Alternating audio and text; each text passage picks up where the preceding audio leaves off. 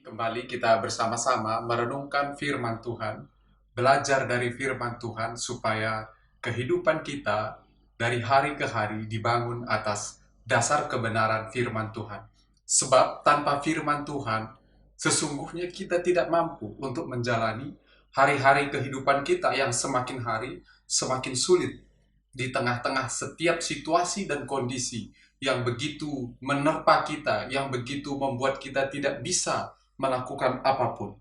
Oleh sebab itu, pada kesempatan ini, Bapak Ibu Saudara, mari kita memperhatikan firman Tuhan, mencermati firman Tuhan supaya langkah hidup kita dituntun dan dibimbing oleh kebenaran firman Tuhan. Pada saat ini saya rindu kita belajar firman Tuhan dari satu Raja-Raja, pasalnya yang ke-17, ayatnya yang pertama.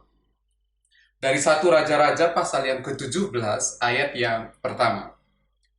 Firman Tuhan berkata, "Lalu berkatalah Elia orang Tisbe dari Tisbe Gilead kepada Ahab, Demi Tuhan yang hidup, Allah Israel, yang kulayani, sesungguhnya tidak akan ada embun atau hujan pada tahun-tahun ini, kecuali kukatakan."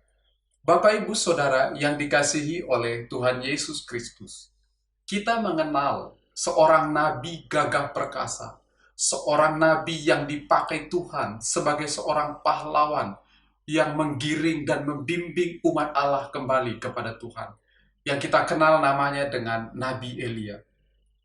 Nabi Elia tentunya tidak asing lagi bagi kita, karena sejak kita dari sekolah minggu, sejak kita mengenal Tuhan, kisah Nabi Elia sudah diberitakan, diceritakan kepada kita semua. Nah, pada kesempatan ini juga, saudara-saudara, kita akan melihat kehidupan Elia. Di dalam teks yang kita baca ini tadi, ada tiga hal yang unik di sini. Yang pertama adalah nama Elia sendiri. Lalu yang kedua, tempat dari mana ia berasal. Dan yang ketiga adalah perkataan Elia di dalam ayat 1 ini tadi. Pada kesempatan ini kita akan merenungkan nama Elia secara khusus, saudara-saudara.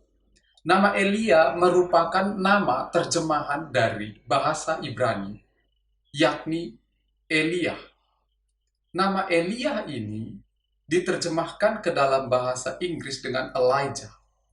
Dan tentunya kita kenal di dalam bahasa Indonesia dengan Elia. Nah, dalam bahasa Ibrani, Elia itu terdiri dari tiga kata. Yang pertama adalah El, lalu yang kedua adalah I, dan yang ketiga adalah Yah. El itu artinya Allah, I itu merupakan akhiran ku dalam bahasa Ibrani, dan Yah itu adalah singkatan untuk Yahweh, yaitu Allah bangsa Israel. Jadi apa yang menjadi arti dari nama Elia itu? Nama Elia memiliki arti Yahweh adalah Allahku, atau Allahku adalah Yahweh. Dari sini kita bisa melihat, saudara-saudara, bahwa nama Elia sangat kontras dengan situasi atau sejarah bangsa Israel pada saat itu. Nama Elia ini berarti Allahku adalah Yahweh, Allahku adalah Tuhan. Nah, bagaimana dengan situasi atau sejarah bangsa Israel pada waktu itu? Pada waktu Elia melayani, kita tahu bahwa kerajaan utara atau kerajaan Israel sedang dipimpin oleh seorang raja yang sangat jahat. Dan kita kenal nama raja itu adalah Ahab. Kejahatan Ahab tidak cukup dari dirinya saja. Dia juga memperistrikan seorang istri yang sangat licik dan begitu jahat, yang selalu mempengaruhi Ahab dalam melaksanakan kepemimpinannya. Dan tentu kita tahu nama itu adalah Isabel. Nah, Isabel seorang penyembah berhala. Dia menghasut Ahab untuk menyembah juga dewa Baal. Dan apa yang menjadi akibatnya, saudara-saudara? Kita lihat bahwa bukan hanya Ahab yang menyembah kepada Baal pada saat itu. Seluruh bangsa Israel menyembah Baal. Tidak ada di antara orang Israel yang menyembah Yahweh lagi. Mereka mulai berpaut kepada Baal. Karena kita tahu bahwa mulai dari seluruh isi istana, mulai dari raja, sampai pegawai-pegawainya, dan seluruh rakyat Israel mulai menyembah Baal pada waktu itu. Dan tak ada satupun dari antara mereka yang mengingat Yahweh, yang adalah Tuhan atau Allah nenek moyang mereka.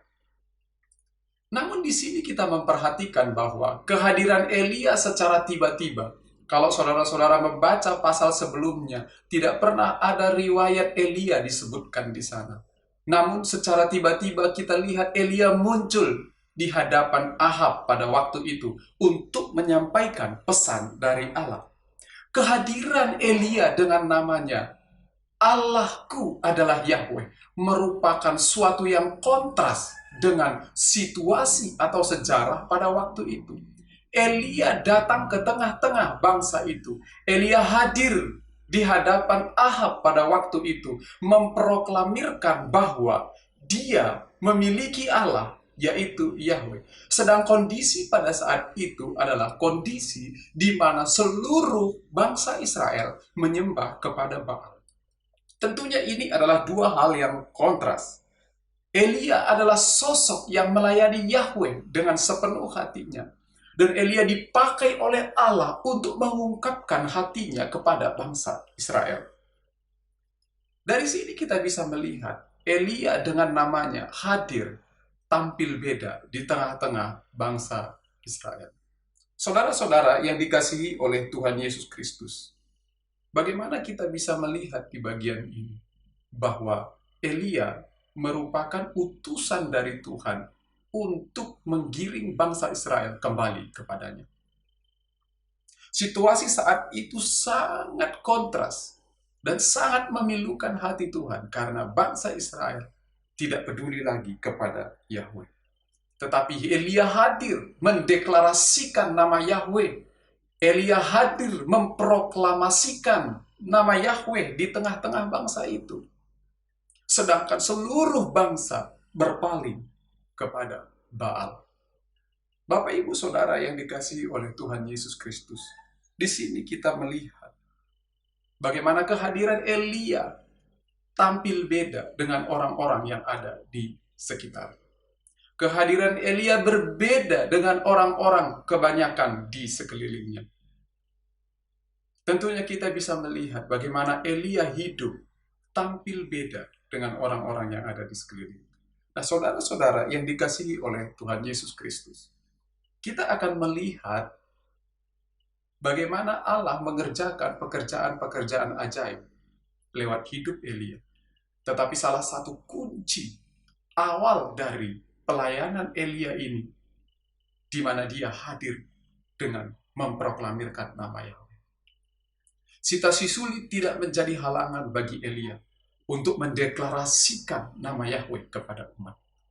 Situasi sulit tidak menjadi penghambat bagi Elia untuk menyampaikan pesan Allah kepada raja sekalipun, walaupun tantangan sangat besar jika dia mendapat hukuman atau ancaman bahaya dari Raja Ahab. Nah, saudara-saudara yang dikasihi oleh Tuhan Yesus Kristus, apa yang dapat kita pelajari di sini, saudara-saudara? Bahwa nama Elia itu sangat berbeda dengan situasi yang sedang dia hadapi pada waktu itu. Nah, saudaraku, saya sadar dan saya tahu semua kita dalam situasi sulit sekarang ini mengalami kekacauan. Baik itu kekacauan secara pikiran, bahkan ada yang mengalami kekacauan secara mental. Orang-orang mulai mengalami ketakutan-ketakutan yang berlebihan karena situasi dan kondisi kita yang kita alami sekarang ini.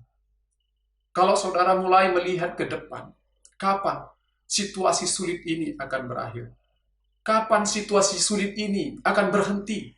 Seolah-olah tidak ada harapan sama sekali. Dunia kita mulai tertutup. Dunia kita mulai diselubungi oleh awan yang pekat. Seolah-olah ketika kita ingin melangkah pun, kita mengalami ketakutan yang besar. Tetapi pada kesempatan ini, saudara-saudara, yang menjadi pembeda kita dengan orang-orang yang ada di sekeliling kita adalah kita memiliki Allah. Kita mempunyai Tuhan yang hidup. Kita memiliki Tuhan yang mengerti. Tuhan yang memahami seluruh situasi keadaan kita. Saudara-saudara, dunia kita ini sekarang, kalau kita perhatikan, banyak orang sudah mengalami ketakutan. Ada orang-orang yang sudah mulai mengatur posisi kehidupan mereka ke depan bagaimana. Apa yang mereka harus lakukan. Mengalami kepanikan-kepanikan yang luar biasa. Sehingga mereka mempersiapkan segala sesuatunya. Tetapi kita, saudara-saudara, yang dikasihi oleh Tuhan, seharusnya berbeda dengan mereka. Ketika dunia menunjukkan rasa takut di tengah-tengah situasi sulit, ketika dunia menyodorkan ketakutan yang besar bagi kehidupan kita, seharusnya anak-anak Tuhan menunjukkan, anak-anak Tuhan bukan menunjukkan ketakutan, anak-anak Tuhan bukan menunjukkan kepanikan, anak-anak Tuhan bukan menunjukkan rasa cemas, sama seperti orang-orang yang tidak bertuhan. Seharusnya anak-anak Tuhan itu menunjukkan dan mendeklarasikan Tuhan yang hidup. Seharusnya anak Tuhan berkata, aku tidak perlu takut karena aku memiliki Tuhan. Seharusnya anak-anak Tuhan mengatakan bahwa mereka memiliki Allah yang hidup. Sehingga tidak ada sesuatu yang harus mereka takuti di dalam hidup ini. Saudara-saudara yang dikasihi oleh Tuhan Yesus Kristus, kita sangat menyadari bahwa kehadiran orang-orang percaya di tengah-tengah dunia yang semakin sulit ini seharusnya bisa memberikan sebuah harapan, mendeklarasikan nama Tuhan. Aku tidak perlu takut menghadapi ke depan. Karena apa? Karena aku memiliki Tuhan. Itu yang harus kita deklarasikan. Bagaimana dengan status kita sebagai anak Tuhan? Apakah kita memiliki kerinduan untuk mendeklarasikan Tuhan di tengah-tengah ketakutan kita? Jangan tunjukkan rasa takutmu yang berlebihan. Jangan tunjukkan rasa cemasmu yang berlebihan. Jangan tunjukkan keadaanmu yang sudah mulai terpuruk. Tetapi tunjukkanlah Tuhan di dalam hidupmu. Nyatakanlah Tuhan di dalam hidupmu. Ungkapkanlah Tuhan melalui kehidupan sehari-hari. Jika Tuhan yang mewarnai hati, pikiran, dan hidup kita, maka kita akan mampu mendeklarasikan Tuhan bagi banyak orang. Saudara-saudaraku yang dikasihi oleh Tuhan Yesus, jadilah umat-umat Tuhan yang menunjukkan kebesaran Tuhan di tengah-tengah situasi yang kita hadapi. Saya yakin Bapak Ibu Saudara, pertolongan rahmat Tuhan selalu menyertai kita. Mulai hari ini, berhentilah menunjukkan rasa takut yang berlebihan. Berhentilah menunjukkan rasa cemas yang berlebihan. Deklarasikanlah Tuhan, tunjukkanlah Tuhan kepada banyak orang, supaya engkau berbeda dengan orang-orang yang ada di sekeliling. Kiranya firman Tuhan ini menguatkan kita semua. Tuhan Yesus memberkati kita.